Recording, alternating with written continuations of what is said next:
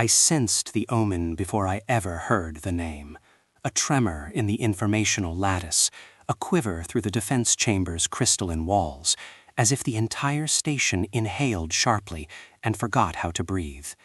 We Jar are not prone to superstition, yet in that moment even my tendrils tightened with unbidden instinct. Something was coming, something that bent probability around itself like a cloak. The elders entered in silence, never a good sign. These were veterans of the Vorthic Wars, beings who had once stared into the event horizon cannons of the cruel Imperium without flinching, yet now their eyes flickered with unease. One of them dimmed the chamber lights, as though illumination itself might summon whatever spectre haunted their memories. No one spoke the name directly. They never did. Instead, they recounted effects, sieges ending without explanation, invasion forces surrendering before battle, entire coalitions dissolving after receiving a single encoded message from a species that should have been inconsequential. We analyzed the data streams, and though every variable appeared logical, the outcomes remained impossible, illogical, wrong.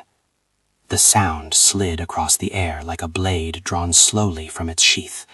Even the automated defense drones faltered in their patrol paths. I, Archivist 3rd Class Sharin Talor, tasked with perfect neutrality, felt neutrality crumble inside me. Fear, reverence, both? Neither?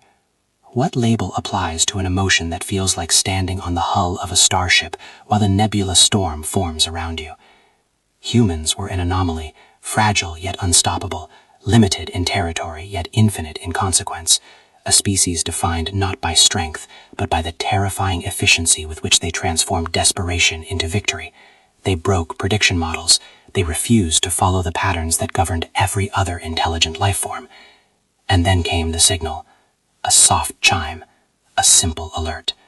One of our border outposts had logged a neutral breach notification. Not an attack. Not a demand. 7 words.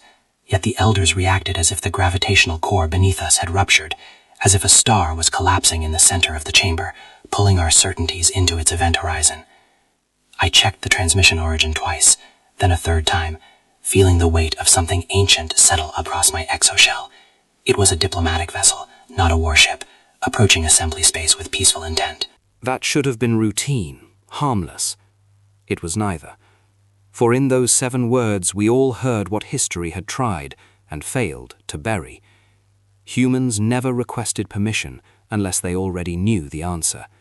Humans never stepped forward unless the next step would change everything. I felt the temperature drop, the lights tremble, my pulse accelerate. The stories were true, the myths were warnings, and the galaxy was about to remember why. As the diplomatic vessel crossed the final threshold, I realized, with a clarity sharp enough to wound, that our era was ending. Something was coming, something inevitable, something human.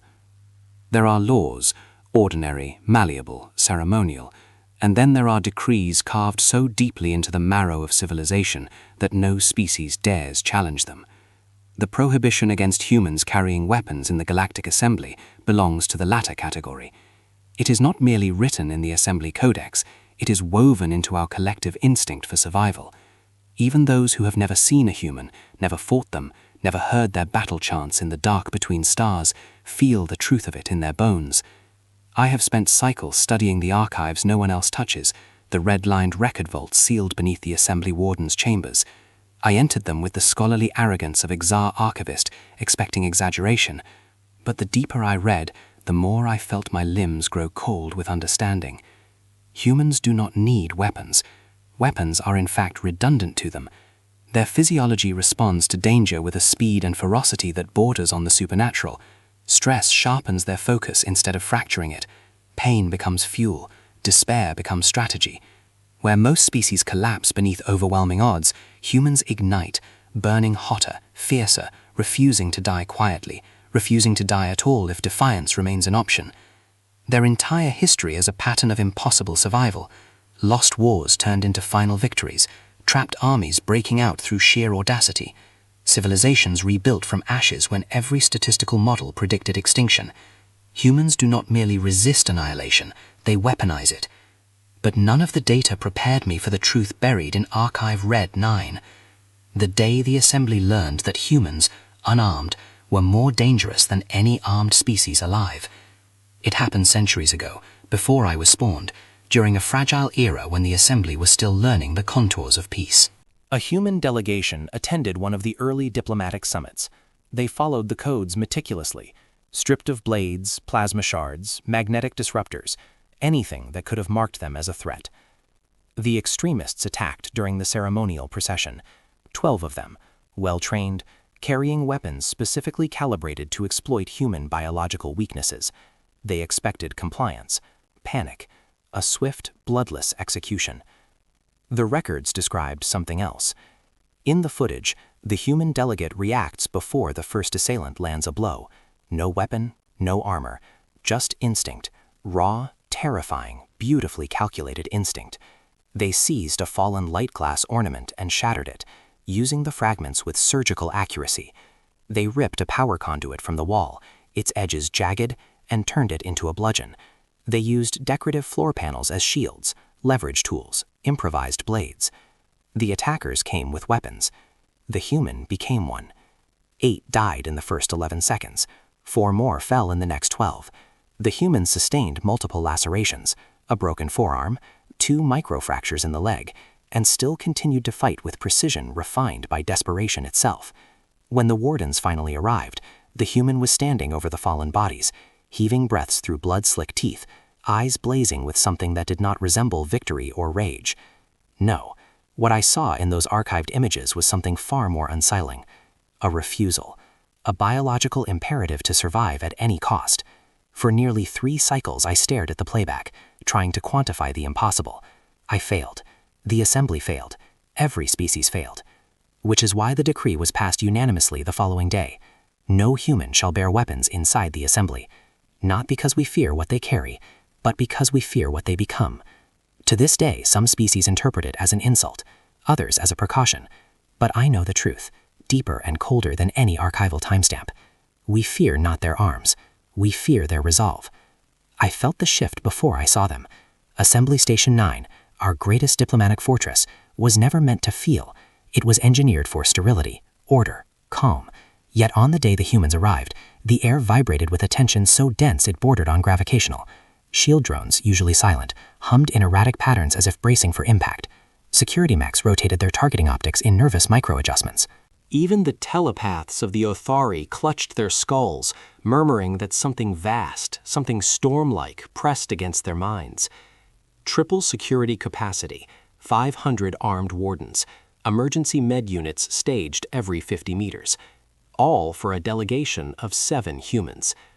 I positioned myself along the observation corridor as their vessel locked on to the docking ring, an unassuming craft of matte gray alloys, its hull unadorned, its engines cooled to a gentle glow. Nothing about it screamed danger, and yet, when the airlock cycled open, the invisible pressure doubled. My exoskeleton constricted involuntarily. Even without weapons, without armor, without any outward sign of hostility, the humans altered the very texture of the station by stepping inside it. They were smaller than I'd imagined, softer.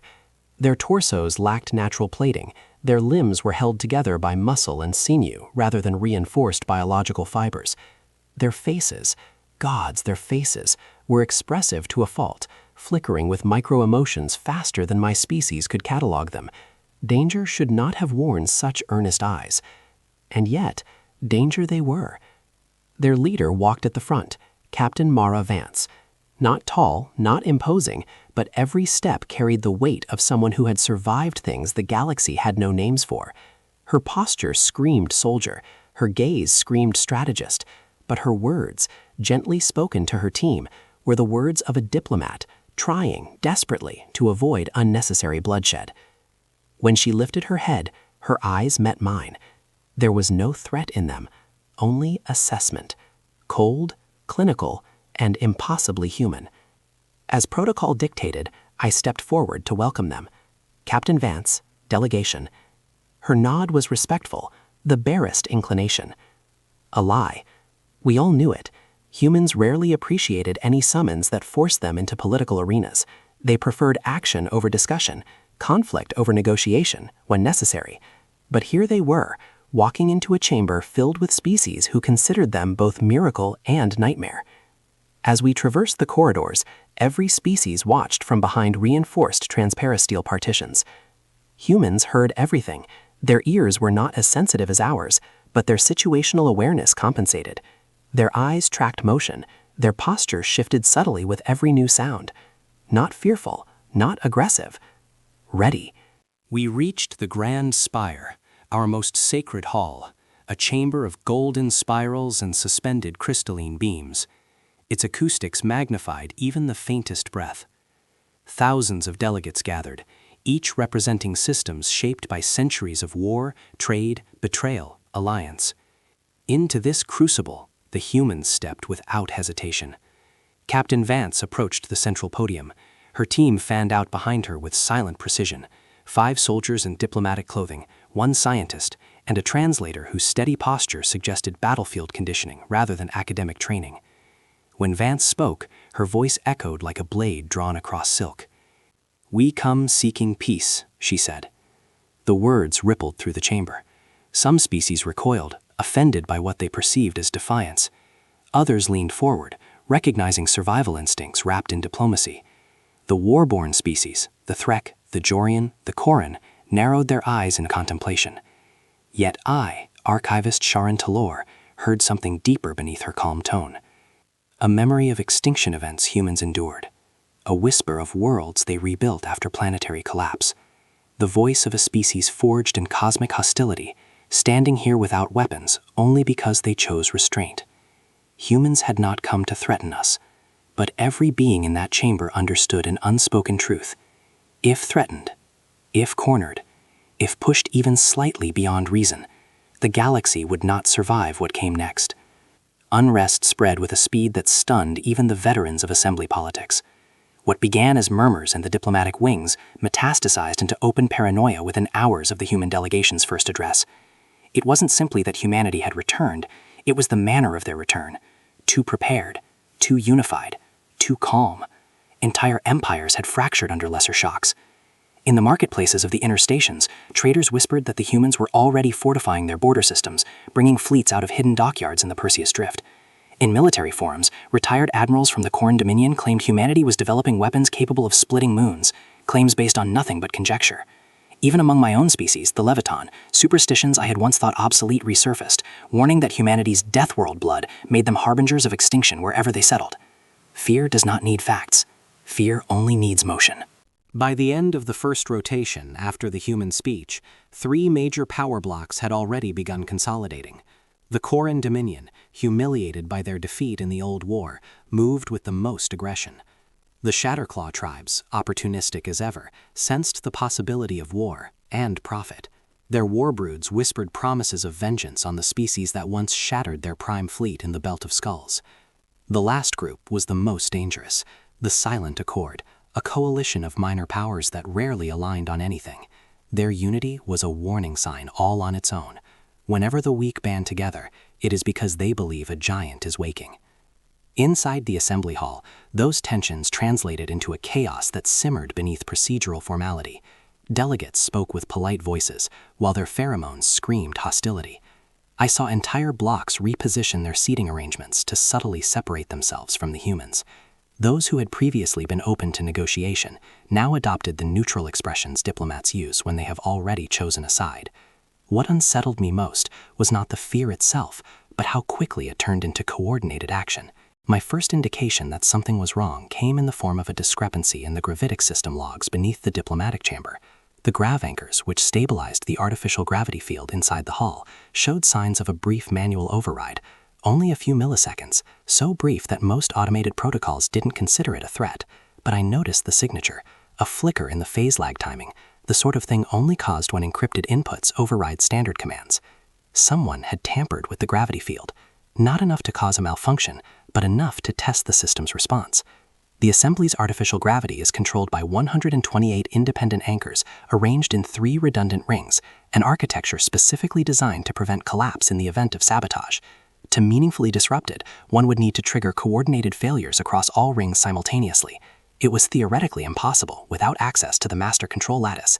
But then again, so was manually overriding a grav anchor for even a millisecond without leaving a trace, which meant someone had access to tools they should not have and intentions they had taken great pains to conceal. Over the next cycle, I combed through encrypted traffic in the assembly subnet. Nothing overt, nothing incriminating. Conspirators never speak plainly when silence will suffice. But there were patterns, routing anomalies, packet trails that looped through diplomatic proxies, unusual encryption bursts during low traffic periods. Someone was using the Assembly's own diplomatic channels to build a covert mesh of communication. It was not one group, it was several. And they were cooperating. That realization chilled me more than the sabotage itself. You can predict the actions of a single enemy. You can even predict the madness of a zealot. But when ideologues, militarists, and opportunists converge on a shared objective, that objective is always cataclysmic. And the objective became clear when I reconstructed the timing of the tampered grav anchor logs. All of them occurred at quiet moments between sessions, moments when the chamber was empty except for maintenance drones and the occasional human security observer walking the perimeter. They were testing, measuring, calibrating. Someone planned to collapse the gravity field during the final membership vote when all delegates, including the entire human delegation, would be inside the chamber. A gravitational implosion. Not enough to crush the entire hall. That would trigger every failsafe and emergency broadcast in 3 sectors. No, the plan was far more elegant. A localized implosion centered precisely where the human delegation would be seated. It would kill every human instantly, while leaving only minor structural damage and minimal casualties among the other species. The attack would look like a tragic malfunction, a terrible coincidence, an engineering failure at the worst possible moment. By the time suspicion began to circulate, the conspirators would be long gone behind diplomatic immunity and jurisdictional barriers. And the galaxy would breathe a sigh of relief, telling itself that fate, not murder, had prevented humanity's reintegration. The simplicity of the plan terrified me. Every effective assassination plot is built on the same principle: blame inevitability. But there was one flaw in their calculation. The conspirators believed humans were fragile. They believed humans were soft creatures bound to a single world, unaccustomed to the brutal physics that shaped the more ancient empires. They believed humans could not withstand raw gravitational forces without being reduced to pulp. They believed humans were predictable. They had no idea what the species had become. I remember the moment I realized humanity might not be the victims of this plot, but the catalyst for something far more dangerous. While tracing a data packet through a covert mesh node hidden inside the diplomatic subnet, I intercepted a fragment of encoded telemetry. The frequency pattern matched a type of gravitic sensor used exclusively by human security forces. My breath caught. The humans were scanning the grav field. Quietly, cautiously. They suspected something. When humanity suspects danger, they do not retreat. They prepare. I had read the archive reports from the old war. Everyone had. But reading history is not the same as standing in the presence of a species forged under a variable gravity well that shifted violently across tectonic fault lines, a planet where entire ecosystems were shaped by gravitational anomalies. Humans adapted to gravity the way other species adapt to climate. But more importantly, humans adapted to betrayal. Throughout their history, every time humanity believed an enemy intended to annihilate them, they did not wait. They struck first, overwhelmingly, decisively, completely. If the humans detected the trap before I could stop it, they would respond in the only way they knew how. Not out of anger, not out of revenge, but out of survival. And they would commit to that survival with absolute finality. Because if humans believed the galaxy wanted them dead, they would not die alone. I understood then that the real threat was not the conspirators' plan. The real threat was the war that would follow if the humans discovered it. A war they would fight with everything they had. A war the galaxy might not survive. And so, with the clock ticking toward the final vote, I realized I had only one path forward: expose the conspirators, stop the sabotage, and prevent humanity from learning the truth. Because if they learned someone was planning to kill them during a peace summit, no assembly, no Star Nation, no galaxy-wide treaty would restrain what came next. The tension had coiled, the trap was set, and the spark that could ignite a galactic war now rested in my hands. The attack was launched without ceremony, without warning, without even the courtesy of visible aggression.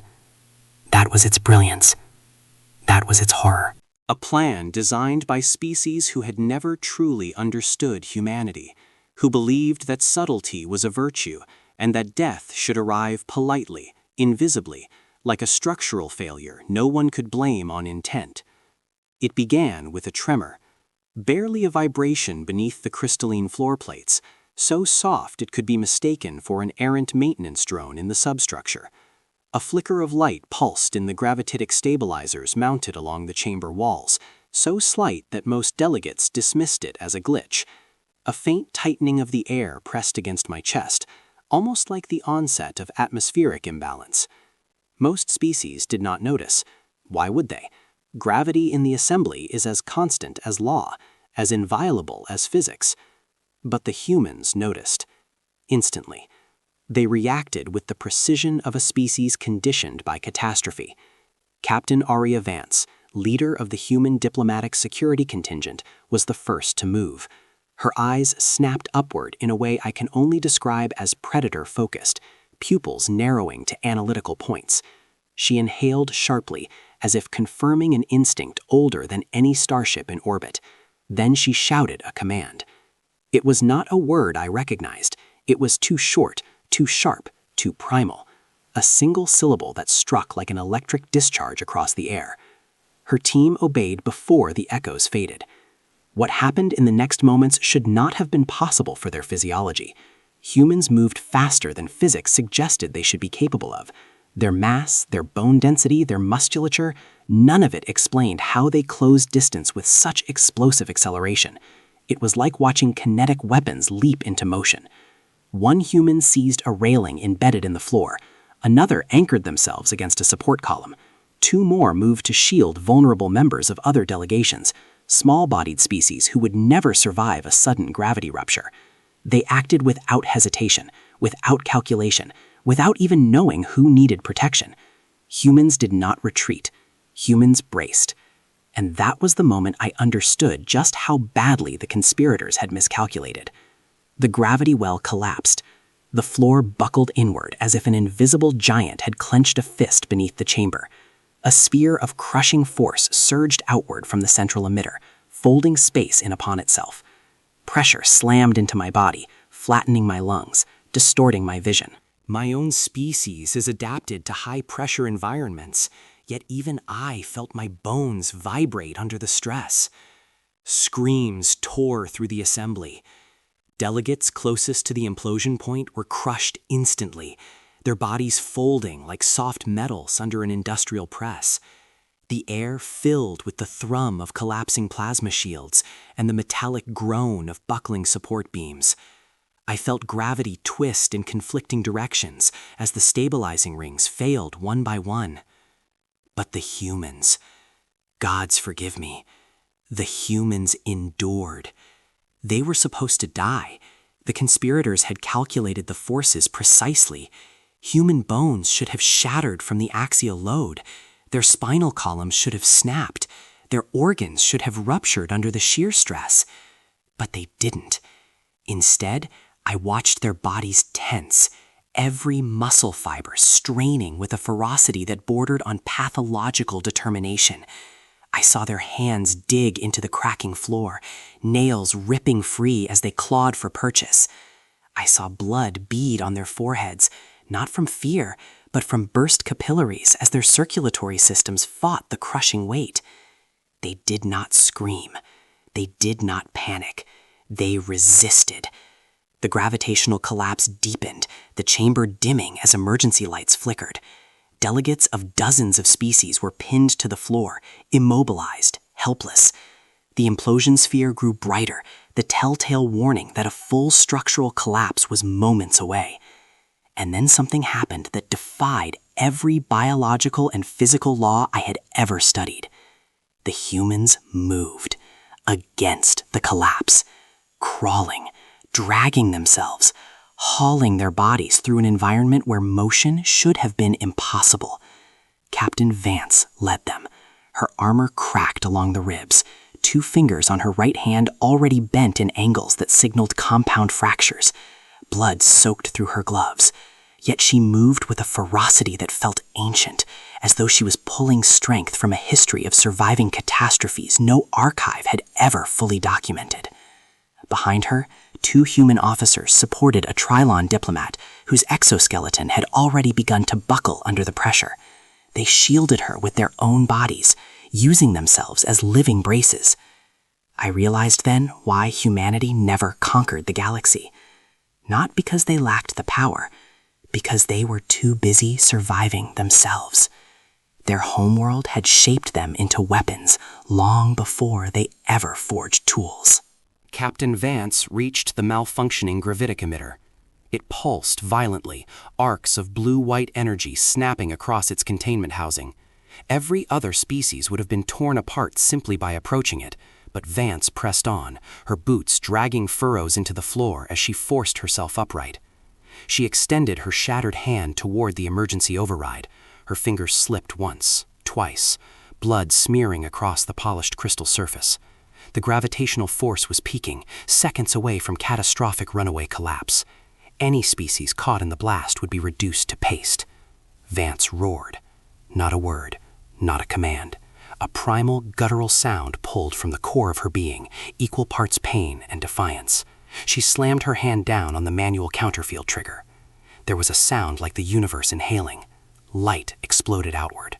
The gravitational well snapped back, reversing the collapse with a violent shockwave that knocked debris from the ceiling and sent shards of crystal spraying across the chamber. My vision went white for a moment, then blurred into ghostly halos. Humans were thrown across the floor, some tumbling end over end, but they were alive. The rest of us were alive because of them. The counterfield dissipated. Alarms blared. Emergency drones poured into the chamber, but the most important sound was the sudden, stunned silence that settled over every surviving delegate. We stared at the humans, those bloodied, battered, breathing anomalies, struggling to their feet despite injuries that should have left them incapacitated. Captain Vance rose slowly, favoring one leg, her body trembling from the effort. She surveyed the chamber with eyes that still burned, not with rage, but with something far older. Resolve. If she had demanded the name of the conspirators in that moment, every species present would have confessed. Fear radiated from the surviving delegates. Awe, reverence, horror. No diplomatic speech could match the impact of what they had witnessed. That was the moment every species understood. We had forbidden humans from carrying weapons because we feared what they might bring. But the greatest weapon we feared had never been something they held. It had always been something they are. As med teams rushed in and security forces sealed the exits, I watched Captain Vance give quiet orders to her team. They formed a protective perimeter around the surviving delegates, not just humans, but everyone. Even those whose governments had plotted their deaths. It struck me then, painfully, that this was how humans responded to betrayal. Not with immediate retaliation, not with indiscriminate fury, but by saving the very people who had tried to kill them. And that terrified me far more than any weapon they could manufacture. Because a species capable of surviving the impossible and choosing mercy over wrath is a species no galaxy can afford to provoke. And yet the conspirators had already taken that risk. The collapse was only the beginning. What came next would decide the fate of the galaxy and of humanity itself.